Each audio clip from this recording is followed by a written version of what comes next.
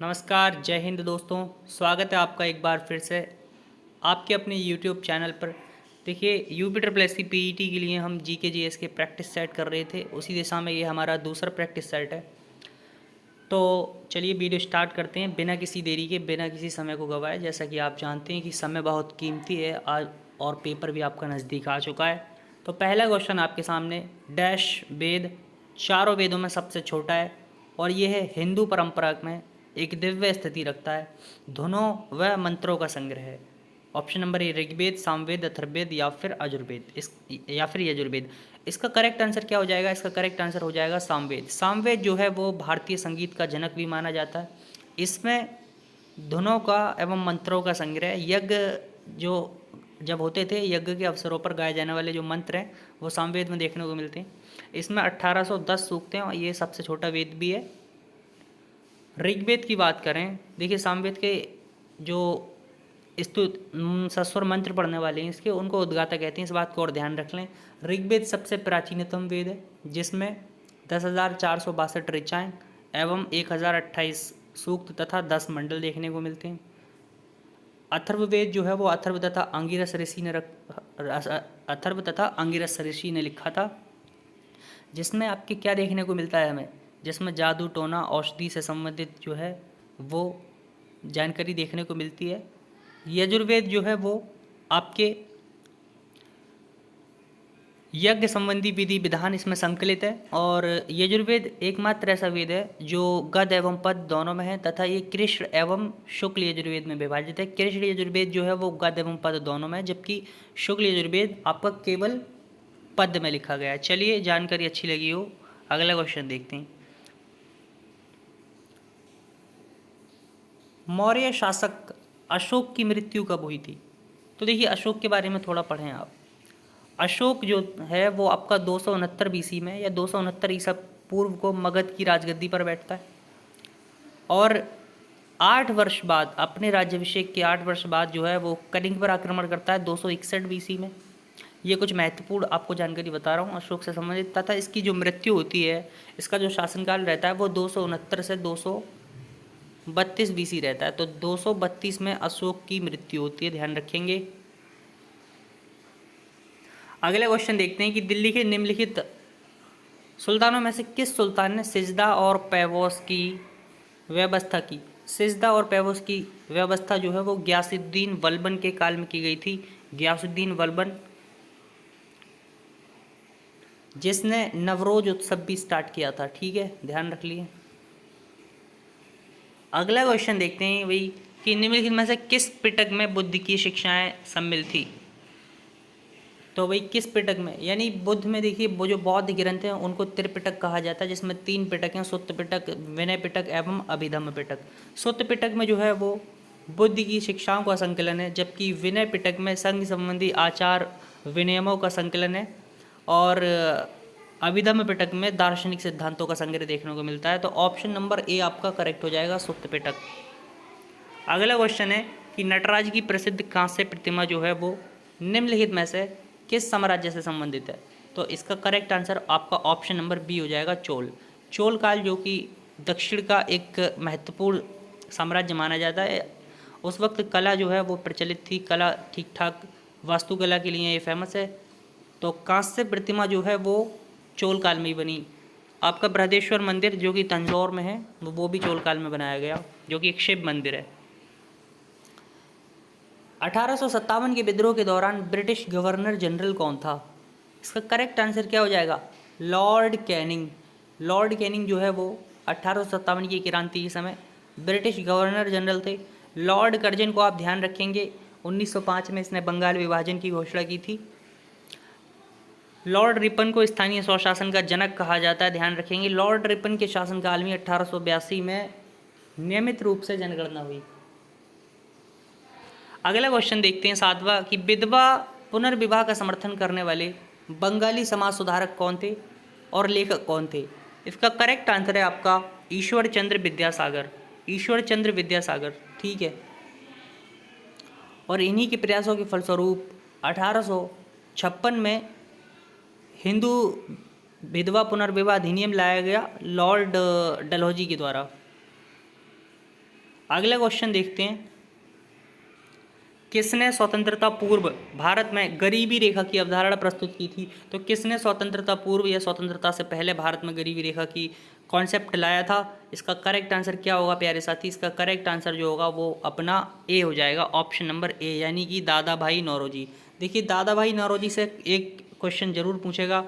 इनकी एक पुस्तक थी poverty and un-British rule in India. इनमें इन्होंने गरीबी रेखा की अवधारणा प्रस्तुत की थी। इसके अलावा दादा भाई नौरोजी जो थे वो ब्रिटिश संसद में सदस्य के रूप में इन्होंने इलेक्शन लड़ा था और ये जीते भी थे। हालांकि पहली बार एस.एन. बनर्जी ने इलेक्शन लड़ा था जो कि हार गए थे। अगला क्वेश्चन देखते हैं, 9वां क्वेश्चन देखेंगे कि निम्न में से किसे सीमांत गांधी के नाम से जाना जाता है? तो देखिए सीमांत गांधी के नाम से किसे जाना जाता है? खान अब्दुल गफ्फार खान को सीमांत गांधी भी कहा जाता है, जिन्होंने खुदाई खिदमतगार की स्थापना की थी, ध्यान रख लेंगे। अगला क्वेश्चन देखेंगे, सुभाष चंद्र बोस को 1938 में किस अधिवेशन में कांग्रेस का अध्यक्ष चुना गया था? तो सुभाष चंद्र बोस को किस अधिवेशन में 1938 में हरिपुरा कांग्रेस अधिवेशन का अध्यक्ष इनको चुना गया था। अगला क्वेश्चन देखते हैं कि कौन सा क्षेत्र क्रस्ट और मेंटल को अलग करता है? तो हमारी ये पृथ्वी की जो आंतरिक संरचना है उसमें सबसे ऊपरी भाग क्रस्ट कहलाता है, उसके बाद अपना कौन सा भाग आता है? मेंटल, तथा अंततः क्रोड। तो क्रस्ट और मेंटल को अलग करने वाले भाग को मोहो डिस्कॉन्टिन्यूटी या मोहो असांतत्य कहते हैं, ठीक है। अगला क्वेश्चन बढ़ते हैं आगे, युवावस्था में जब नदी युवा होती है तो युवावस्था में नदी का अपर्दन जो है वो एक विशिष्ट लक्षण प्रदर्शित करता है, एक विशिष्ट प्रकार के फीचर बनाता है। उनमें से कौन सा ऑप्शन यहाँ पर जो है दिया गया है? आपको यही छांटना है बस। गौर्ज, कटा छटा तट, गोखुर झील या प्राकृतिक तटबंध। इसका करेक्ट आंसर क्या हो जाएगा? ऑप्शन नंबर ए हो जाएगा, गौर्ज, ठीक है, ऑप्शन नंबर ए। अगला क्वेश्चन देखेंगे, निम्नलिखित में से पाकिस्तान का सबसे व्यस्त समुद्री बंदरगाह कौन सा है? तो पाकिस्तान का सबसे व्यस्त समुद्री बंदरगाह कौन सा हो जाएगा प्यारे साथी? कराची का बंदरगाह, ठीक है, ऑप्शन नंबर ए हो जाएगा करेक्ट। अगला क्वेश्चन कि निम्नलिखित में से कौन सी पर्वत श्रृंखला दक्षिण अमेरिका में स्थित है? तो साउथ अमेरिका में स्थित कौन सी पर्वत श्रृंखला है? रॉकी, एंडीज, ग्रेट डिवाइडिंग या फिर आपकी आल्प्स। तो इसका करेक्ट आंसर क्या हो जाएगा? आपका ऑप्शन नंबर सी हो जाएगा, एंडीज, जो कि विश्व की सबसे लंबी पर्वत श्रृंखला भी है। ये साउथ अमेरिका में स्थित है, दक्षिण अमेरिका में। अगला क्वेश्चन कि निम्नलिखित में से कौन सा एस आकार का महासागर है? एस आकार का महासागर कौन सा है प्यारे साथी? एक बार बताएंगे। इसका करेक्ट आंसर आपका अटलांटिक महासागर हो जाएगा। अटलांटिक महासागर का जो शेप है वो आपका कुछ इस तरह से है, एस आकार का। अगले क्वेश्चन की तरफ बढ़ते हैं कि भारतीय संविधान का कौन सा अनुच्छेद प्राण और दैहिक स्वतंत्रता का संरक्षण से संबंधित है?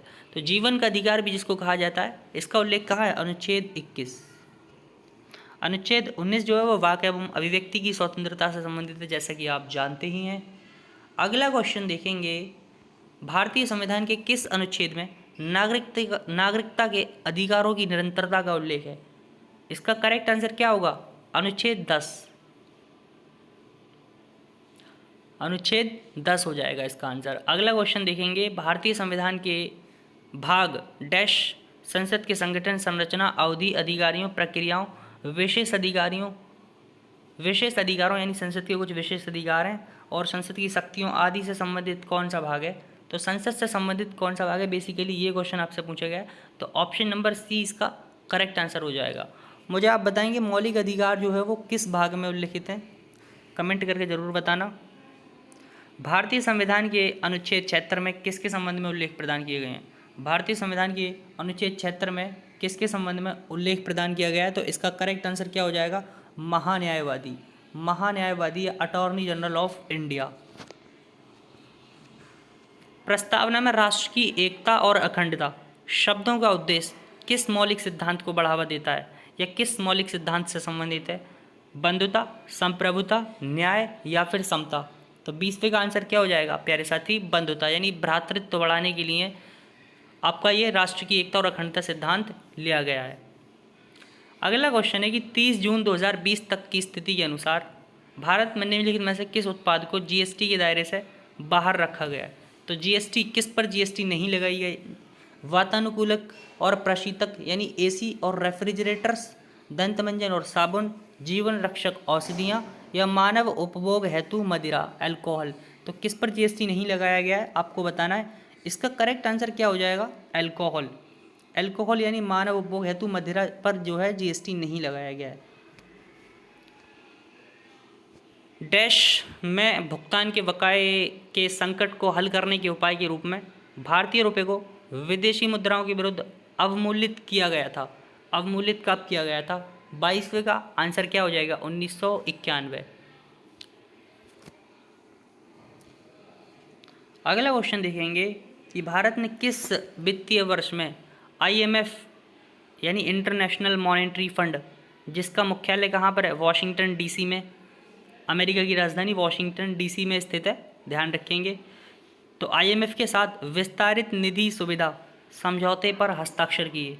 किस वर्ष जो है आईएमएफ के साथ विस्तारित नीति सुविधा समझौते पर हस्ताक्षर किए गए? 23वें का आंसर क्या हो जाएगा अपना? 2011-12, 1981-82, 1991, 92, 2001, 2002। तो इसका correct answer option number B हो जाएगा। 1981 से 82 वित्तीय वर्ष जो था, उसमें आपके वित्तीय वर्ष की एक बार समय अवधि बताएंगे आप, क्या होती है? कमेंट करके ज़रूर बताना। अगला क्वेश्चन है 24वां कि भारतीय बैंकों द्वारा किसान क्रेडिट कार्ड योजना, किसान क्रेडिट कार्ड योजना जो थी वो किस वर्ष शुरू करी गई थी? भारतीय बैंकों के द्वारा। 24वें का आंसर क्या हो जाएगा? बी 1998, 1998 में। अगला क्वेश्चन है कि आरबीआई ने भैया किस वर्ष माइक्रो फाइनेंस ऋणों के लिए नियामक ढांचा पेश किया था?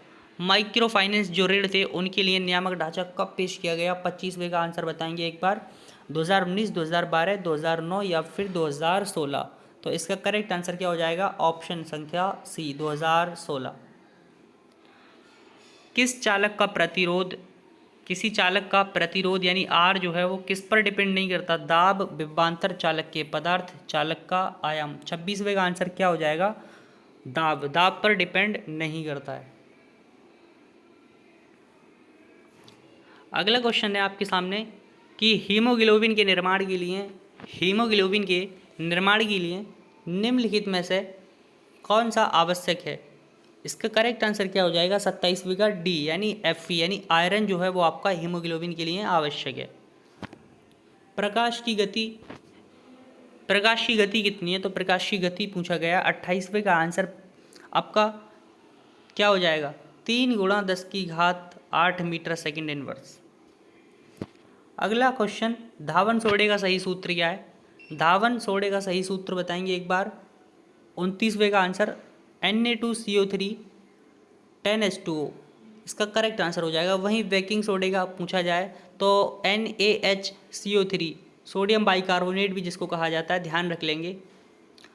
अगला क्वेश्चन है कि उत्तल दर्पण की जो फोकस दूरी होती है वो शून्य होती है, अनंत होती है, धनात्मक होती है या फिर ऋणात्मक होती है? तो इसका करेक्ट आंसर क्या है? पॉजिटिव, धनात्मक दूरी होती है किसकी? उत्तल दर्पण की। अगला क्वेश्चन कि कितने भारतीय राज्य बांग्लादेश के साथ अपनी सीमा साझा करते हैं? तो कितने भारतीय राज्य जो हैं वो बांग्लादेश के साथ अपनी सीमा साझा करते हैं? इसका करेक्ट आंसर क्या होगा प्यारे साथी? 31वें का आंसर अपना ए हो जाएगा, 5। अगला क्वेश्चन कि बाइलाकुप्पे मठ, जिसको नामद्रोलिंग भी कहा जाता है, भारत के किस राज्य में स्थित है? बाइलाकुप्पे मठ या फिर नामद्रोलिंग मठ जो है वो किस राज्य में स्थित है? कर्नाटक। ऑप्शन संख्या डी हो जाएगा, option number D. Oscar award जीतने वाले पहले अभिनेता कौन थे? ऑस्कर अवार्ड जीतने वाले पहले अभिनेता कौन थे? 33वें का आंसर बताएंगे एक बार। तो एमिल जेनिंग्स अगर आपको दिख रहा हो तो वही ऑप्शन जो है वो करेक्ट होगा, एमिल जेनिंग्स। ठीक है, एमिल जेनिंग्स करेक्ट हो जाएगा। अगला क्वेश्चन, पंडित भवानी शंकर एक डैश वादक हैं? पखावज, तानपुरा, ढोलक या फिर गिटार? 34वें का आंसर क्या हो जाएगा? पखावज। पंडित भवानी शंकर किससे संबंधित है? पखावज से संबंधित है, ध्यान रखेंगे। निम्नलिखित में से कौन सी जो है वो बराक ओबामा की आत्मकथा है? बराक ओबामा की आत्मकथा पूछी गई है। 35वें का आंसर क्या हो जाएगा प्यारे साथी? एक बार देखते हैं। The Fry chronicles, dreams from my father, a story of race and inheritance, matter of description, या फिर the test of my life. इसका करेक्ट आंसर क्या हो जाएगा? Option number B, the dreams from my father, a story of race and inheritance. Barack Obama ji की आत्मकथा, जो कि अमेरिका के प्रेसिडेंट भी रह चुके हैं और ये काले रंग के सबसे पहले प्रेसिडेंट थे अमेरिका के। The test of my life पुस्तक किसकी है? युवराज सिंह की। ध्यान रख लियो इसको भी। अगला क्वेश्चन है कि निम्नलिखित में से कौन संगीत के इंदौर घराने के संस्थापक हैं? संगीत के इंदौर घराने के संस्थापक उस्ताद आमिर खान जो हैं वो संगीत के इंदौर घराने के संस्थापक हैं। ऑप्शन नंबर ए हो जाएगा राइट। अगला क्वेश्चन है भैया कि तरणेतर मेला जो है वो किस राज्य में प्रतिवर्ष मनाया जाता है? अब देखिए उत्सव भी काफ़ी ज़्यादा महत्वपूर्ण है, तो आप जितने भी प्रमुख उत्सव हैं, मेले हैं, वो जरूर पढ़कर जाइएगा। 37वें का आंसर यहाँ पर क्या होगा एक बार बताएंगे? गुजरात, तेलंगाना, मध्य प्रदेश या फिर मणिपुर। इसका करेक्ट आंसर आपका गुजरात हो जाएगा प्यारे साथी। गुजरात में तरणेतर मेला प्रतिवर्ष मनाया जाता है। इसके अलावा माधोपुर मेला भी ध्यान रख लेंगे, गुजरात में ही मनाया जाता है। किस तिथि को अंतर्राष्ट्रीय जैव विविधता दिवस, इंटरनेशनल बायोडाइवर्सिटी डे मनाया जाता है? 22 जून, 20 मई, 17 मई, 22 मई। इसका करेक्ट आंसर क्या होगा एक बार जरूर बताएंगे? 22 मई इसका करेक्ट आंसर होगा। ठीक है। विश्व खाद्य कार्यक्रम या WFP, जिसको वर्ल्ड फूड प्रोग्राम भी कहा जाता है, संयुक्त राष्ट्र की खाद्य सहायता की एक ब्रांच है। इसका मुख्यालय कहाँ पर है? इसका मुख्यालय कहाँ पर है? तो रोम कहाँ पर है? इटली की राजधानी रोम। ठीक है, राजधानी भी आपके सिलेबस में है, ये भी आप ध्यान रखें। और पेरिस किसकी राजधानी है? फ्रांस की। ब्रुसेल्स किसकी है? बेल्जियम की। न्यूयॉर्क जो है वो अमेरिका का एक शहर है। अमेरिका की राजधानी वॉशिंगटन DC। ध्यान है बच्चों को। भारत में आधुनिक नृत्य का जनक किसे जाना जाता है? भारत में भैया आधुनिक नृत्य का जनक किसे जाना जाता है? उदय शंकर को भारत में उदय शंकर, जिनका पूरा नाम है, आधुनिक नृत्य का जनक इनको माना जाता है। बिरजू महाराज किससे रिलेटेड है? कथक क्या है? कथक आपका उत्तर प्रदेश का शास्त्रीय नृत्य है। ठीक है, उम्मीद करता हूँ आपको ये वीडियो अच्छी लगी हो। अगर वीडियो अच्छी लगी होगी तो चैनल को ज़रूर सब्सक्राइब करिएगा। अगर आपको हमारी मेहनत पसंद आ रही हो प्यारे साथी, तो वीडियो को लाइक करें और अपने दोस्तों में वीडियो को ज़रूर शेयर करिएगा।